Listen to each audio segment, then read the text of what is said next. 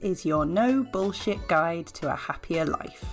Quick, but not necessarily easy tips to help you to squeeze every last drop of enjoyment out of your business and your life.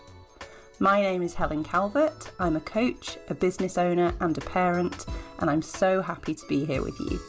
I do swear occasionally, as the title suggests, so pop in your headphones if I'm not safe for little ears. Ready to go? Let's do this. This episode is sponsored by Caroline Boardman of Caroline Boardman Consulting. Caroline is an accountant who helps sole traders, the self-employed, one director limited companies and women in business. She doesn't just deal with your end-of-year tax return.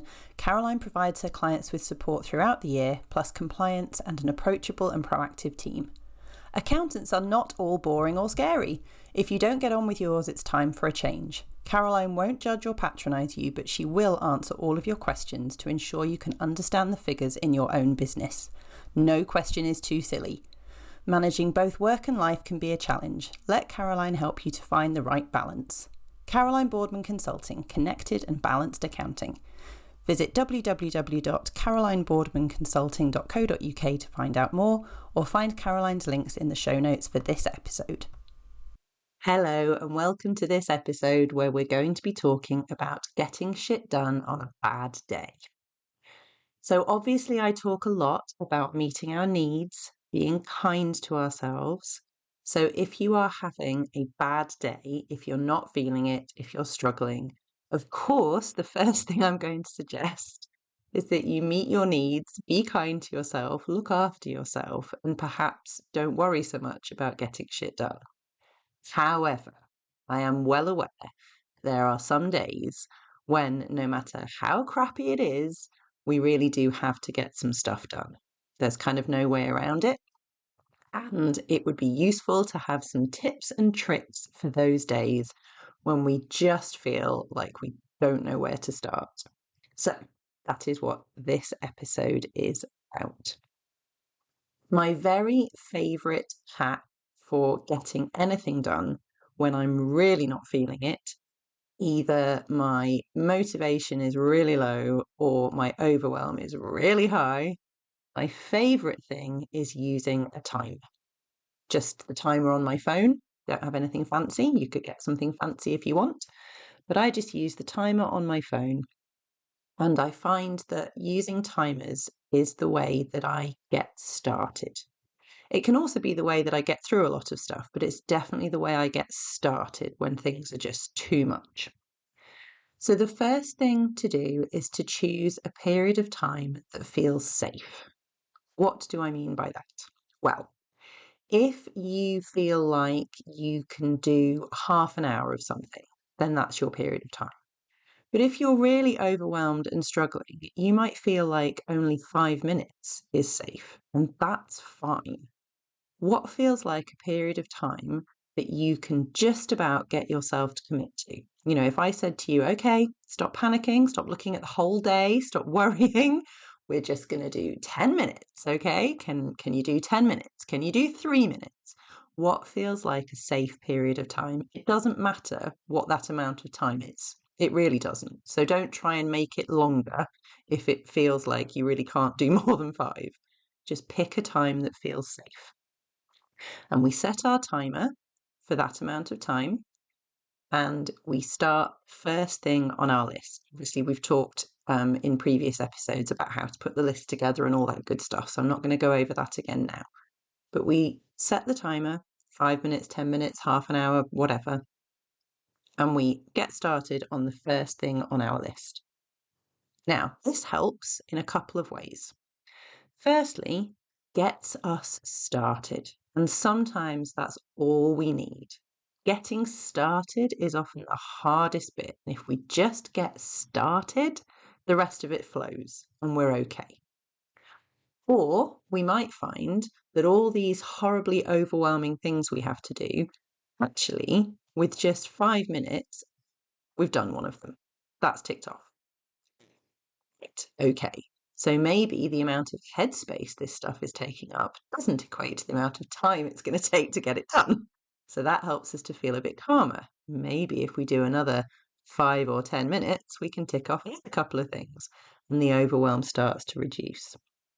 Either way, it helps because we have begun, which is, as I say, often the hardest thing. Now, I have a particular technique that I read about in a book years ago that I use when I really don't know where to start. I know a lot of people talk about the Pomodoro technique. This isn't that, it's slightly different, but it's from a similar route. So I'll tell you about this one because it's the one I actually use. I use this when I have a big list and I don't even know where to start. My brain is not functioning. I can't seem to get a handle on all the usual tools that I use. I just don't know what to do first. So this is what I do. I use what's called the 5, 10, 15-minute system. So I have my 3 tasks, or probably in this case, my 25,000 tasks. It doesn't really matter how many you have. And I set a timer for 5 minutes. And as that timer is going, I work for 5 minutes on the first task on my list. Timer goes off, I put that task aside, and I spend 5 minutes on the next task, and the next, and the next. By the time I've got to the bottom of my task list, I've done 5 minutes on everything. Again, this is amazing because no matter how crappy the day is, or how overwhelmed I am, I've started everything. And again, some of it I've even finished. Some of it was only a 5-minute job, so the list has already got shorter, but I've started everything. So nothing is now hanging over me. I'm not thinking, well, if I do that, I haven't done this, but if I do that, I haven't done that, but that's urgent as well. I've started everything.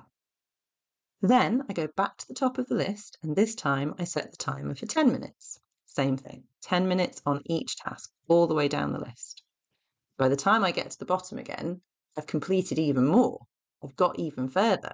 I've probably got to the point where I've been able to ask the question or pass something across. So what felt like a big task is now perhaps with somebody else for a moment. Amazing. And then you can imagine what happens next. Go to the top and I do 15 minutes on everything. By the time I get to the bottom, having done 15 minutes on everything, everything's done. Most of the time, everything's done. Or if it's not, I've got a really good handle on what needs to be done, how much longer a particular task is going to take, what the blocks are in the way of getting that task done. I've just got a better idea of what's happening.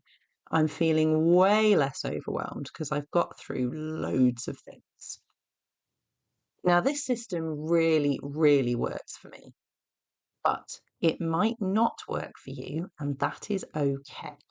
Nothing I say is the right way to do it. Everything I suggest is a hint, a tip, a hack, an idea. There's no right way to get shit done. There's what works for you. If that sounds completely overwhelming because you're jumping from task to task and spinning lots of plates, don't do it. Not everyone's brain is the same, okay? But if it sounds like that could be really helpful, give it a try.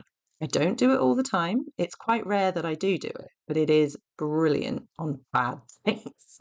It really does help me to break the back of a lot of stuff and feel less like I'm drowning in too many urgent things. So the other thing that's really helpful on a bad day, and actually is useful on any day, particularly on a bad day, is thinking about rewards. There is absolutely nothing wrong with rewarding ourselves, and in fact, it's a brilliant, kind, and loving thing to do. So, can you plan out some rewards to help to encourage you to get stuff done? Perhaps you've got a box of chocolates and you're going to have a chocolate every time you complete a task or do 5 minutes on the task or get to a certain point on a task. Maybe if you get through everything today, you're going to buy yourself a particular present. Anything that gets you through. It doesn't have to cost money. It can be anything that feels rewarding.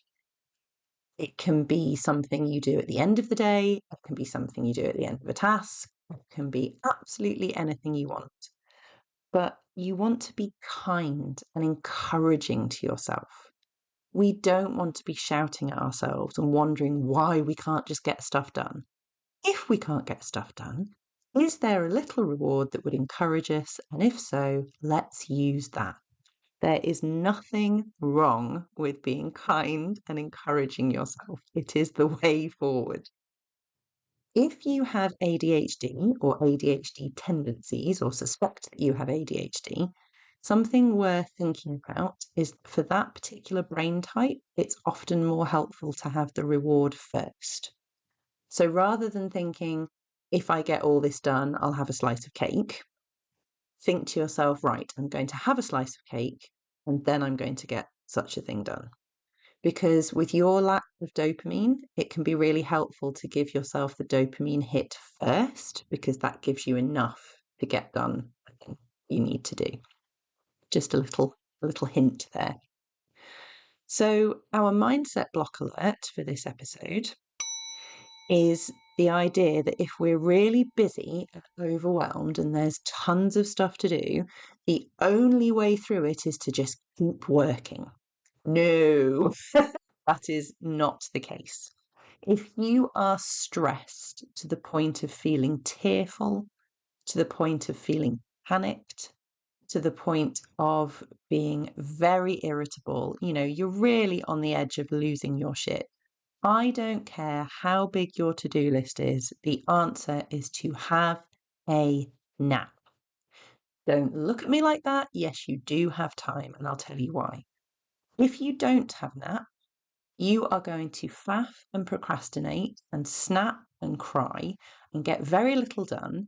You're probably going to send emails you're going to regret. You're not going to do things well.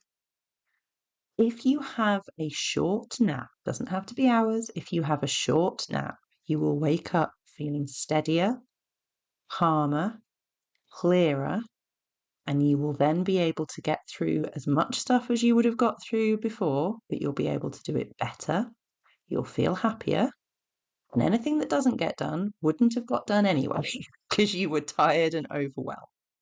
Please, please meet your needs every time that you can, because pushing through, as I say, it doesn't actually help our output anyway. And also, it's not healthy at all.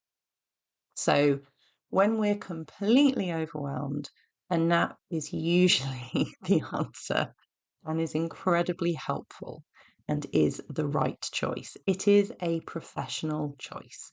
Anything that helps you feel calmer and steadier is the professional choice. So I don't want you thinking that it's somehow childish to take naps and reward ourselves, or a bit pathetic, or any of the stories you're telling yourself. No, these things are the professional choices, because the professional choice is always what helps us to do our best work in a timely fashion, in a way that helps us and helps our clients. So whatever helps you to get through is the professional choice. A healthy choice is the professional choice. So as I say, if you are really struggling, please do have a nap. But if it's just a bad day and you're feeling a bit crap and you've got way too much to do and you don't know where to start, timers and rewards are your friends. And I bet that if you just make a start and give yourself a couple of rewards, you'll get into your flow. We talked about different mindsets and transitions last episode.